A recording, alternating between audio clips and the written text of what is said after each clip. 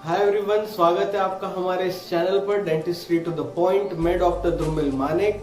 आज हम बात करने वाले एक मोस्ट कॉमन डेंटल प्रॉब्लम के बारे में जो 70 to 80% ऑफ पॉपुलेशन फेस करता है, जो है डेंटल कैविटीज की। डेंटल कैविटीज होती कैसे है, किस किस कारण से होती है, इसको प्रिवेंट कैसे किया जा सकता है और इसकी प्रॉपर ट्रीटमेंट क्या है। तो इससे पहले कि मैं अपना वीडियो स्टार्ट करूं, हम अपना डिस्कशन स्टार्ट करें इस टॉपिक के बारे में, मैं आपको एक शॉर्ट क्लिप दिखाना चाहूंगा कि क्या मिस आइडियोलॉजीज या मिसकंसेप्शन है लोगों के दिमाग में डेंटल कैविटीज और डेंटल कैविटीज का ट्रीटमेंट के और डेंटल ट्रीटमेंट्स के बारे में। सो मैं सजेस्ट करूंगा कि आप इस वीडियो को एंड तक देखें क्योंकि ये बहुत इंटरेस्टिंग रहने वाला है। टूथ कैविटी है, दांत में सड़ंग है या फिर दांत में कीड़ा लग चुका है, हम क्या करते हैं, डेंटिस्ट के पास जाते हैं, फिलिंग करवाते हैं और ठे ठे ठे कर करा के आपसे आराम से 2,500-3 हजार रुपए तो कर ही नहीं गए। बढ़िया डेंटिस्ट के पास चले गए तो ये जेब फट गई। यार आपको क्या करना है, 3 दिन तो दे दो मेरे को, बस 3 दिन। तुलसी की लीव्स लेनी है 3, उसको फाड़ के कटोरी में डालनी है, उसके अंदर ना 1 चुटकी हल्दी डालनी है, आधा चम्मच आपको बेकिंग सोडा, आधा चम्मच कोकोनट ऑयल, थोड़ा सा ना अनफ्लेवर्ड टूथपेस्ट डाल देना, मिक्स कर देना, एक पेस्ट सा बन जाएगा, उसको उस दांत पे लगा देना।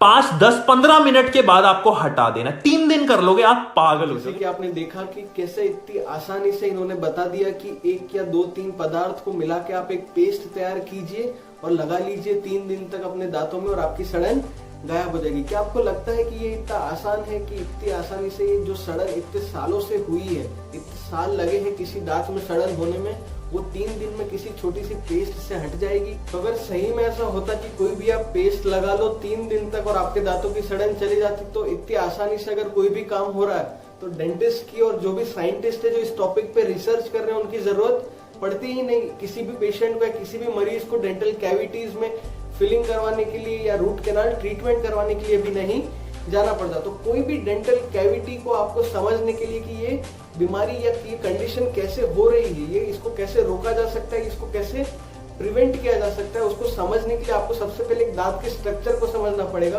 कि दांत का स्ट्रक्चर एक्चुअल में बना कैसे।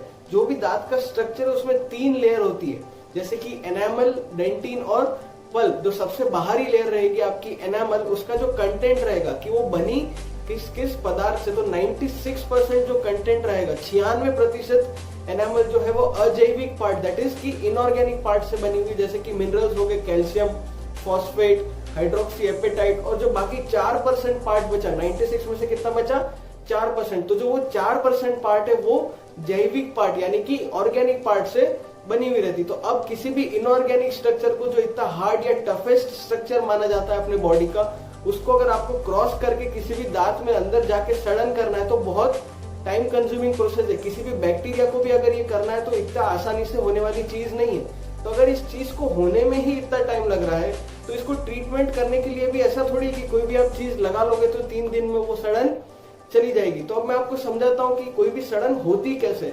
इससे पहले कि हम स्टार्ट करें कि डेंटल कैविटी होती कैसे है, मैं आपको बताना चाहूंगा कि डेंटल कैविटी एक इरिवर्सिबल प्रोसीजर है। क्या है ये इरिवर्सिबल? मतलब आप उसको वापस रिवर्ट बैक नहीं कर सकते। आप उसको ट्रीट कर सकते हो, आप उसको प्रिवेंट कर सकते हो, आप उसको क्योर भी कर सकते हो, पर आप उसको रिवर्ट बैक नहीं कर सकते हो। मतलब कि अगर कोई भी माइक्रो ऑर्गेनिज्म या कोई भी कीटाणु ने अगर उस दांत को गला दिया है, मतलब उसमें डेंटल कैविटी हो चुकी है, तो वापस वो दांत का स्ट्रक्चर उगने अपने आप नहीं लगेगा। तो अगर आपको कोई भी डेंटल कैविटी को हटाना है या इस बीमारी को हटाना है तो आपको आइडियली उस कैविटी या उस कीटाणु को क्लीन करवाना पड़ेगा अपने दांतों से, और उसकी जगह कोई दूसरा मटेरियल जिसको अपन कहते हैं रिस्टोरेटिव मटेरियल आपको फिलिंग करवाना पड़ेगी, ताकि आपका वो दांत का जो पुराना स्ट्रक्चर था वो रिजेंबल कर पाए और आपको चबाने में, खाने में और आगे फ्यूचर में कोई प्रॉब्लम नहीं आए। तो ये काम होता है डेंटिस्ट का कि कोई भी कैविटी है उसको निकालना है और उसकी जगह एक बायोकम्पैटिबल मटेरियल फिल करना है, ताकि पेशेंट अपनी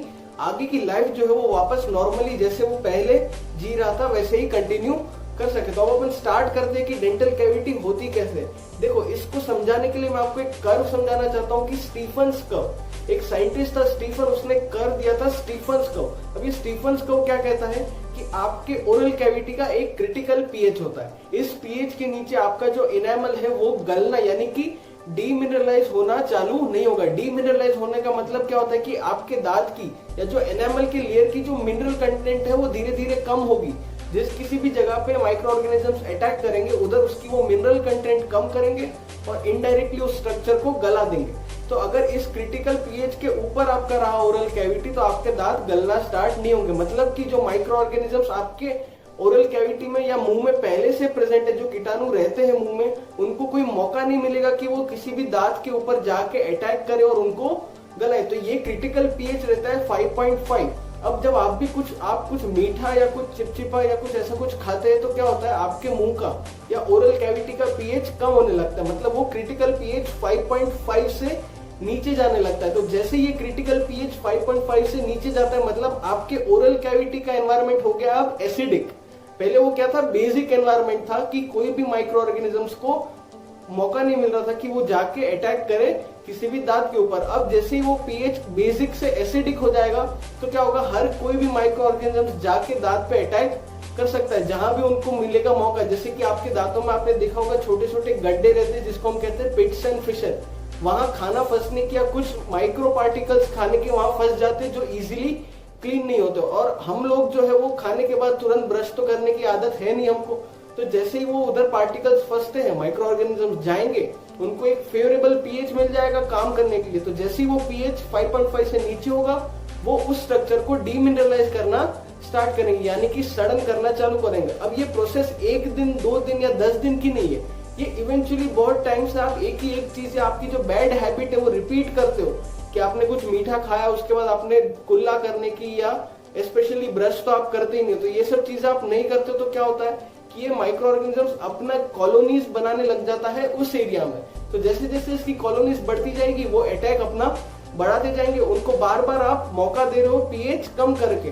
तो अब ये तो हो गया कि डेंटल कैविटीज होती कैसे। अब डेंटल कैविटीज को प्रिवेंट कैसे किया जा सकता है, क्या क्या मेजर्स अपन ले सकते हैं कि वो डेंटल कैविटीज तक बात पहुंचे ही नहीं। तो सबसे पहले इन बिटवीन मील्स, मतलब आपका जो सुबह का ब्रेकफास्ट है, दोपहर का लंच है और रात का डिनर है, इसके बीच में आप शुगर या कुछ मीठा खाना थोड़ा अवॉइड कीजिए। ऐसा मैं नहीं बोल रहा हूँ कि आप बिल्कुल खाइए ही मत, पर फ्रीक्वेंसी, तो नंबर ऑफ टाइम्स आप मीठा खाते हो बीच में, कि बीच में एक चॉकलेट खा लिया या कुछ स्वीट खा ली, तो इसको थोड़ा अवॉइड कीजिए। क्योंकि इससे क्या होगा, फिर से पीएच डाउन होगा और माइक्रो ऑर्गेनिजम्स को चांस मिलेगा। ये बात अलग है कि पीएच थोड़ी देर में वापस नॉर्मलाइज हो जाता है। अपने ओरल कैविटी में ऐसे मैकेनिज्म्स है कि वो पीएच नॉर्मलाइज हो जाएगा, पर जितने टाइम के लिए दांत का पीएच या ओरल कैविटी का पीएच गिरेगा उतना टाइम तो डेंजर रहेगा। सो अपने को जितना भी फ्रीक्वेंसी है मीठा खाने की वो कम करना है। उसके बाद अगर आप कुछ मीठा खा भी लेते हो तो पानी से कुल्ला कीजिए। मैं एडवाइस करूंगा कि आधा घंटा या 15-20 मिनट रहकर ब्रश कीजिए, क्योंकि अगर आप तुरंत ब्रश करेंगे तो जो एसिडिक एनवायरनमेंट है उसमें आप ब्रश करोगे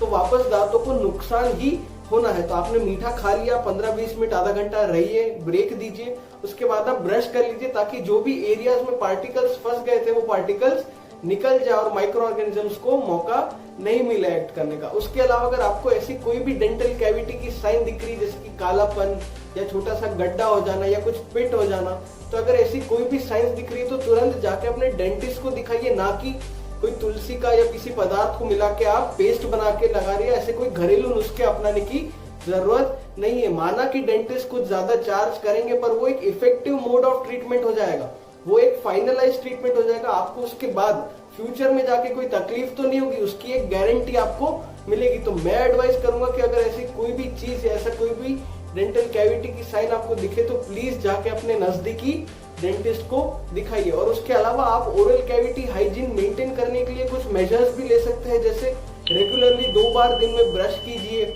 माउथ वॉश यूज कीजिए, इंटरडेंटल टूथब्रश, मतलब दांतों के बीच अगर कुछ फंस जाता है तो वो टूथब्रश भी इस्तेमाल कर सकते हैं आप, डेंटल फ्लॉस भी इस्तेमाल कर सकते हैं। और सबसे जरूरी चीज कि हर 6 से 8 महीने में रेगुलर डेंटल चेकअप्स के लिए जाए, ताकि आपको इवेल्युएट होता रहे कि आपके ओरल कैविटी में कोई चेंजेस आ रहे हैं या नहीं आ रहे, कोई ऐसी कंडीशन तो नहीं डेवलप हो रही जिससे आगे जाके आपको प्रॉब्लम हो सकती है। तो आई होप आपको ये वीडियो अच्छा लगा, आपको कुछ सीखने को मिला, कुछ नया जानने को मिला। अगर आपको ये वीडियो पसंद आया हो तो please like, share and subscribe our channel and don't forget to hit the bell icon so that you get regular updates of such interesting lectures. Thank you. धन्यवाद।